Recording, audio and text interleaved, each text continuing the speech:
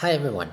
Today I'm going to talk about one of the most taboo subjects in the tea industry as a whole, and it's the use of pesticides. Someone on the Discord chat mentioned that it was a taboo among the farmers, but I think it's a taboo among all the actors of the supply chain, from the farmers to the consumers. And I think there's a simple reason why. It's because people are afraid of chemistry. And I would say irrationally afraid. There's actually a word for that, and it's called chemophobia. People usually don't like chemicals, but we can remember that all life is made of chemistry. Now, of course, these pesticides are, in many cases, made synthetic molecules, so they are made in a lab. You can kind of engineer a molecule for it to have certain purposes, but also a lot of pesticides come from natural sources as well. So, first, why are people, first, how dangerous are these pesticides? And here I'm going to go in the danger for the consumer and the danger for the farmers. Now, the danger for the consumer, I checked a couple of environmental agencies like the EPA in the US, and I read many articles, scientific papers, and when it comes to tea, they say that it's not considered an important risk for public health, the pesticides in the tea. Actually, in the papers that I checked, many papers were surveying Oolong Tea, and apparently it's in Oolong Tea that you get the most pesticides, both in Taiwan and in Fujian. And there's a simple reason for that. It's that generally Oolong cultivars are more sensitive to pest and disease, and therefore you need to protect them more. Now, these studies found different kinds of pesticides in many of the teas they surveyed. I guess most of the studies, I didn't read them in full, I only read the abstract, but I assume that they got these teas from the supermarkets or from big distributors.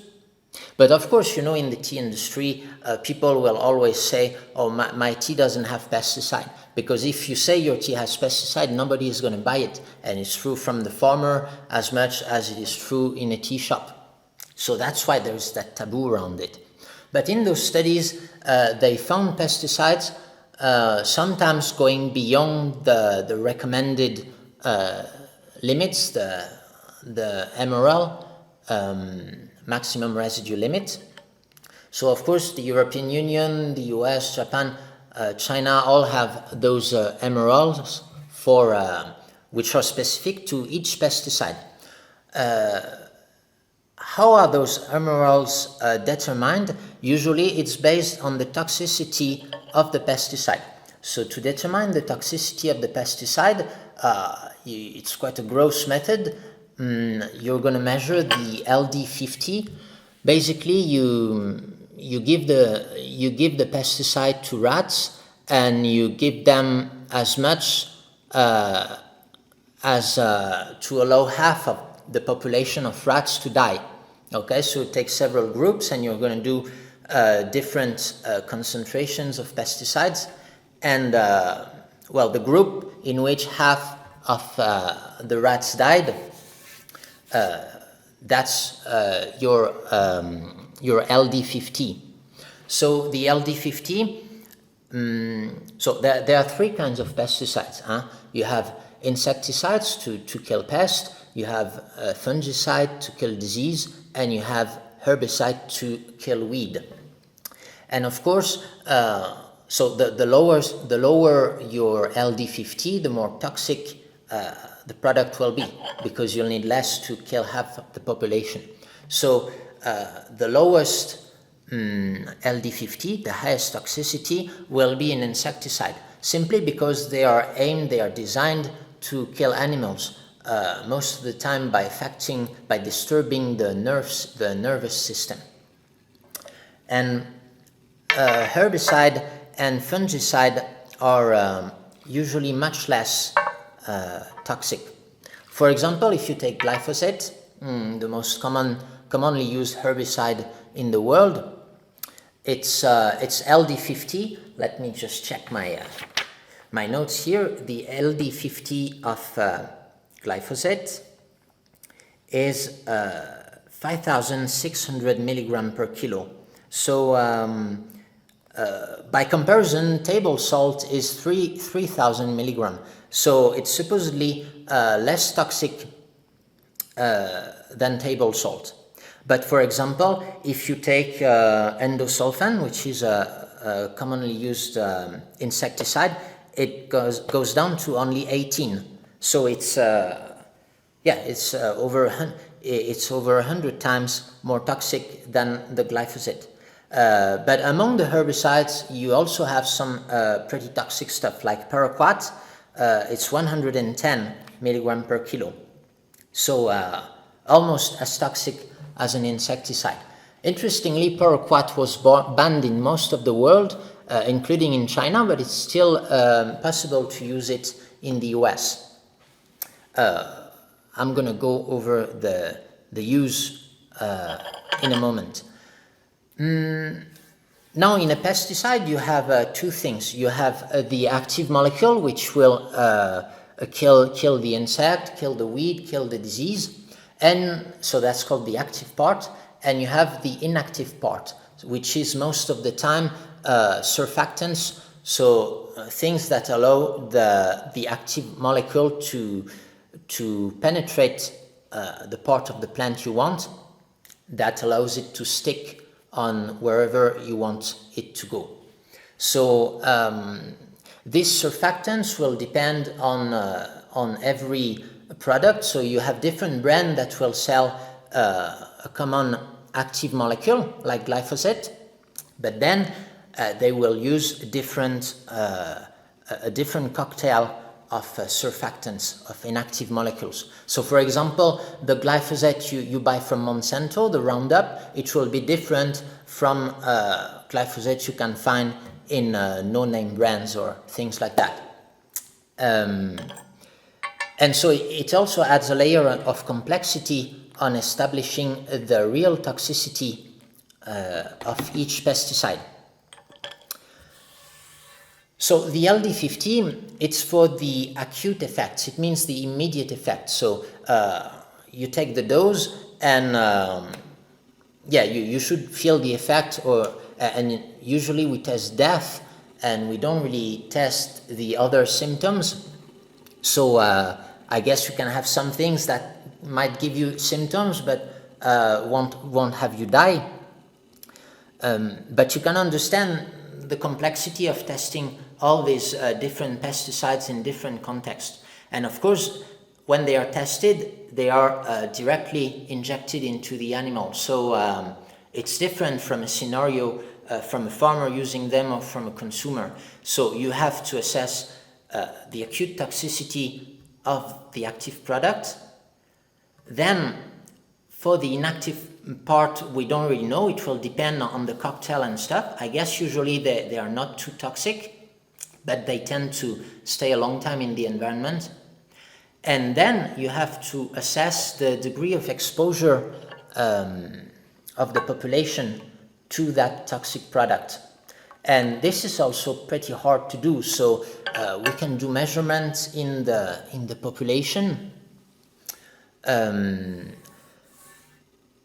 it can vary widely. So well, for a farmer, you can imagine that they get in contact with highly concentrated products. You know, for example, the glyphosate, it's just a little bottle like this, and you can use one bottle for one tank. So you will have probably a dilution factor of 100 or maybe more. So which means that the product that you have in your hand in the bottle is 100 times more concentrated than the product that you're going to spray on the field. And of course, if you don't put gloves, then you will have some contamination. Usually these things can penetrate the skin pretty well. They can stick around, so you have some product on your skin, then you're going to smoke a cigarette or you're going to eat something, and it's going to get into your mouth. And I think a major challenge is to give more information to the farmers. Well, in the developed countries it is done a lot, but for example in Laos, the NGO we worked with was going through this effort of telling the farmers about the precautions they should apply when using pesticides. This is a problem because often the pesticide sellers won't really emphasize on the fact that these are toxic products and that you should protect yourself well. So usually in some places you will find a mother with carrying her child on the back and spreading glyphosate without any kind of protection. And at these degrees of exposure, when you're exposed to the concentrated product, it surely has impacts on health. Now, the impacts on health can be also hard to measure because, well, it can give you cancer or things like that, but many other factors can give you cancer, so it's always hard to assess. But in some cases, among the farmers' communities, we can clearly measure the effects, which are mainly due to a lack of protections, of precaution taken when handling and spraying the pesticides.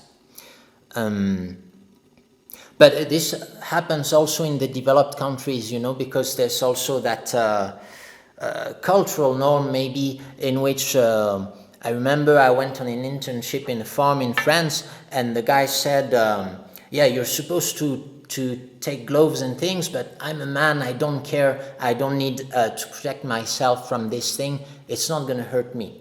Actually, you find this mindset a lot, especially maybe among older generations farmers. So there's also some effort to deploy towards this issue to protect the farmer's health. Now you're going to spray your pesticide on the field.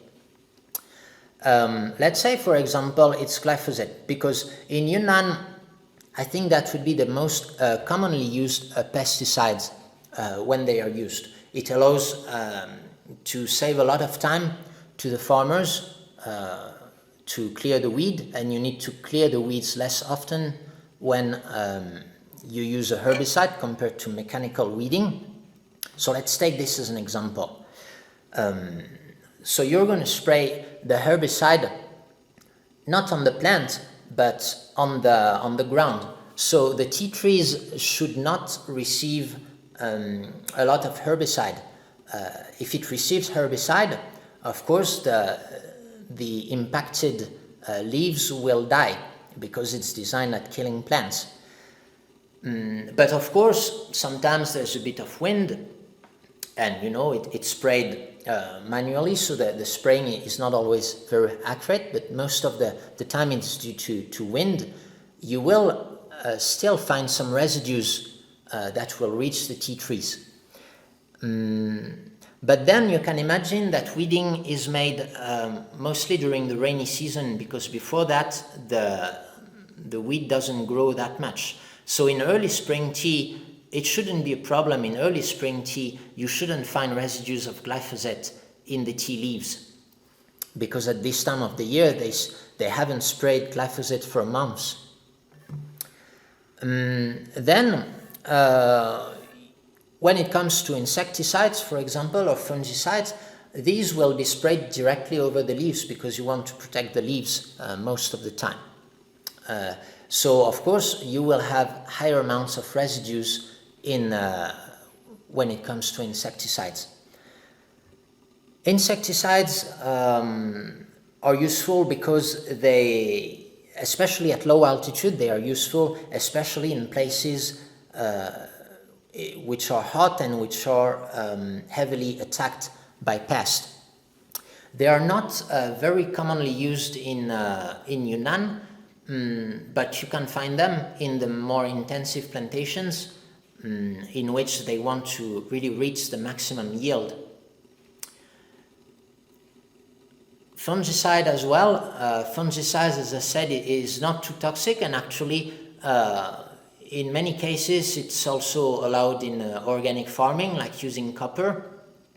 It will usually lead to other problems than health problems related to the accumulation of copper in the soil.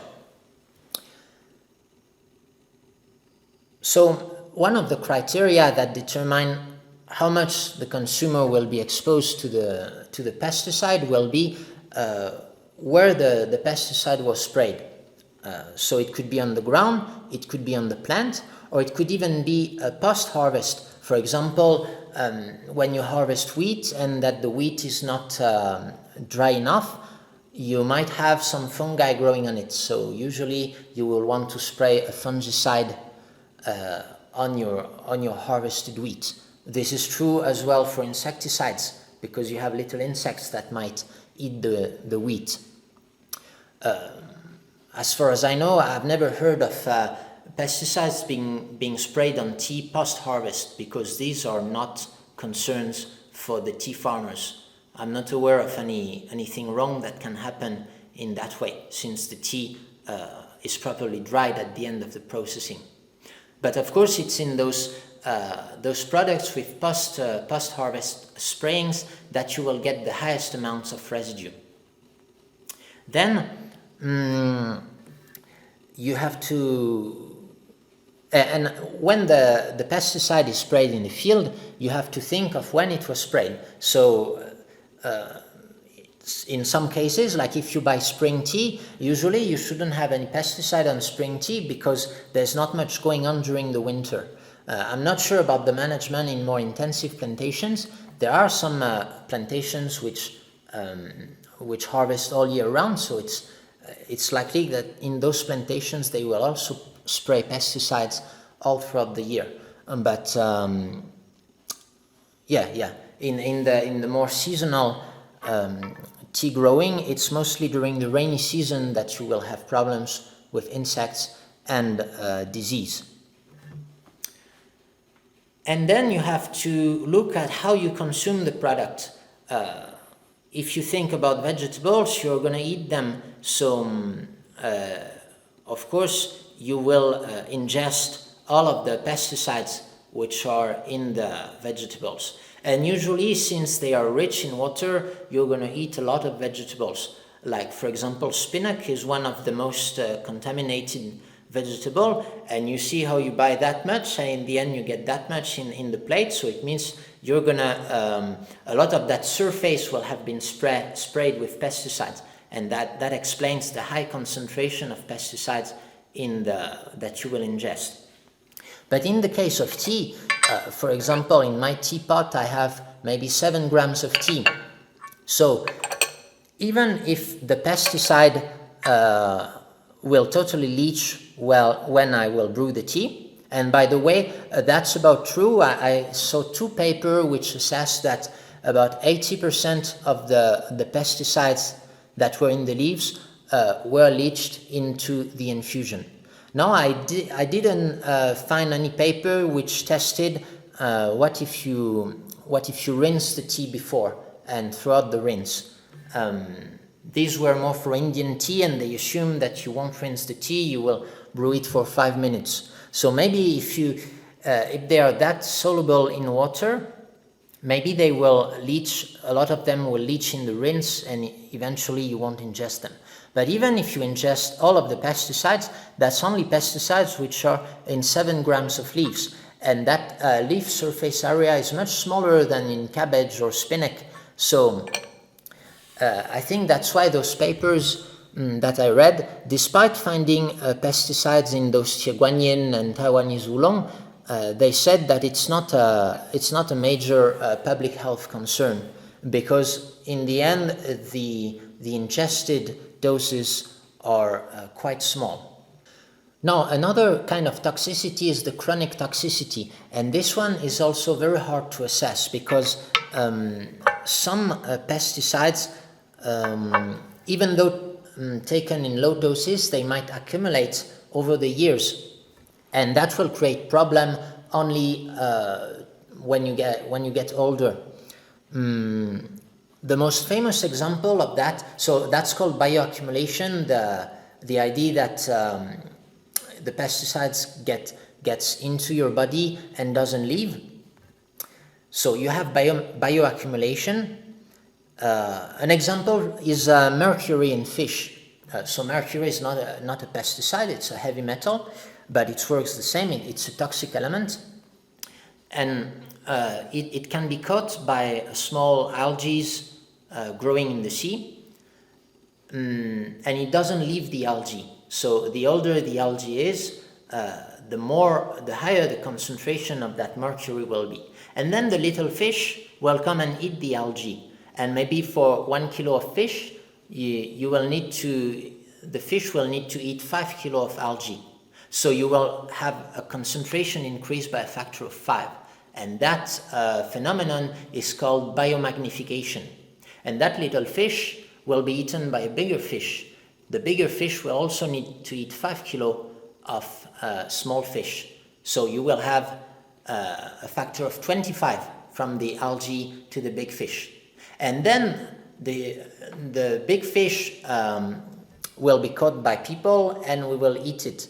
And maybe you need 10 kilo of fish for 1 kilogram of people. So that means that you will have a total factor of 250 from the concentration in the algae to the concentration that you ingest.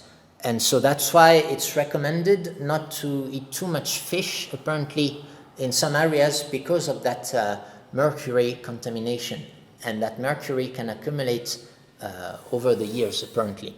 Now, when it comes to pesticides, the most striking example, which made the object of a book, was the DDT.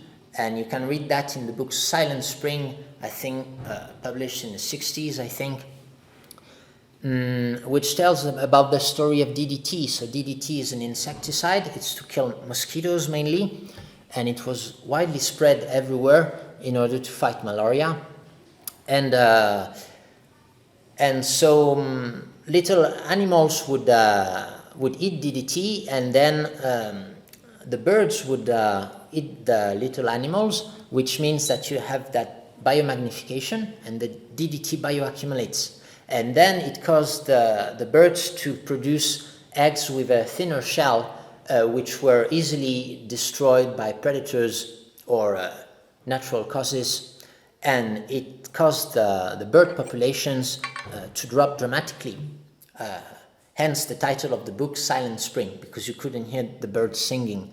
And this was investigated, and we found out it was the cause of DDT. So now DDT has been phased out in most parts of the world, I think, but I think it's still used in some countries because when a product is phased out, you need good replacement products, and for some specific functions, maybe that product does a better job. So yeah, here I come to the politics parts. So the chronic toxicity is hard to assess, especially because people will eat a variety of stuff, and this stuff have been spread with a variety of pesticides, which means that in the end we get a cocktail of chemicals in our body in different concentrations. There might even be interactions between the chemicals, and it's just impossible to investigate. So I checked the EPA, and what they try to do is a kind of framework and some kind of accounting of how much chemicals you'd get in your body through a standard diet. And I guess you can only build on think in terms of overall chemical charge, I guess adjusted with the toxicity of each chemical, but it's surely not a very satisfying solution. So maybe that's the scary part, actually, of the pesticides is that we don't really know. It's very hard to assess the long-term effects of pesticides use. Now we can see on life expectancy, the life expectancy has been growing even since we started using pesticides. So of course it doesn't mean that pesticides are not harmful, but well, yeah, it doesn't seem as terrible as it sounds, I guess. Now, the general strategy to fight against the chronic effects is to identify the pesticides that will bioaccumulate and that will be, that you will find in different organisms, and phase them out. But the difficult part is actually to phase them out, because people don't use these pesticides for fun, and sometimes there are no real alternatives, at least for a given management system, I would say. So of course we could dream about having a world made of totally organic agriculture and everything. That's, I guess, a debate for another day. But in many places, if you want to have an economical farm, considering the price of the goods and the pressure by pest and disease and stuff, you have to use those chemicals, even when you know that they pollute the environment. So it's often a big political problem as well as a technical problem, I would say. And when it comes to Yunnan, actually, if you're talking about the kind of tea we source in high altitude places, made from the Assamica varietal, which is pretty resistant to pest and disease naturally, so high altitude and therefore cold temperatures, usually low yields are accepted because there's not much fertilization. In these areas, there's no real incentive for using pesticides in terms of yield, because using pesticides will not dramatically increase your yield. If you consider doing something to increase your yield, you'd rather fertilize, and that will increase your yield much more than the losses that you get to pest and disease. And usually when you don't spray pesticides and have low yields, you will have leaves which are better protected naturally against pest and disease because they have more polyphenols and things like that. So I would say in Yunnan, the use of pesticide, insecticide and fungicide is not a concern. Now you could say you can still use herbicide, because herbicide will allow you to save a lot of workforce. Considering the high price of the leaves, the farmers generally can have no problem affording workforce from outside to come and clear the weeds. And it's a situation that would be different if the price of the tea was cheaper. Usually you have no choice but to use herbicide, because that's maybe the only way on which you can make a profit on your tea. Now there's also the question of can you detect the taste of chemicals, of pesticides in your tea? So many people argue that you can, especially glyphosate. There's something in China. Some people seem to have a taste for glyphosate. They can smell it and taste it, and it says it burns the throat. What would be the reason for that? First, we said that in spraying tea, there's no herbicide spraying. Then we said that even when a herbicide is sprayed, it's sprayed at the base of the leaves, and usually when the buds haven't even sprouted. So we can think that if there is a new residue of glyphosate in the tea, it will be really negligible. Well, it can be detectable, but the tools we have to detect are really, really accurate. So you can have detected pesticides without it, and still only a couple of micrograms per kilo, for example.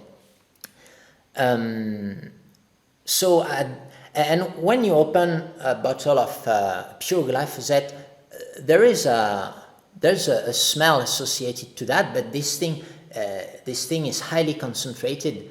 You can imagine that if you could detect the glyphosate in a tea that's brewed, so that's been diluted maybe 1,000,000 or 1,000,000,000 times. I mean, we're talking about homeopathic doses here.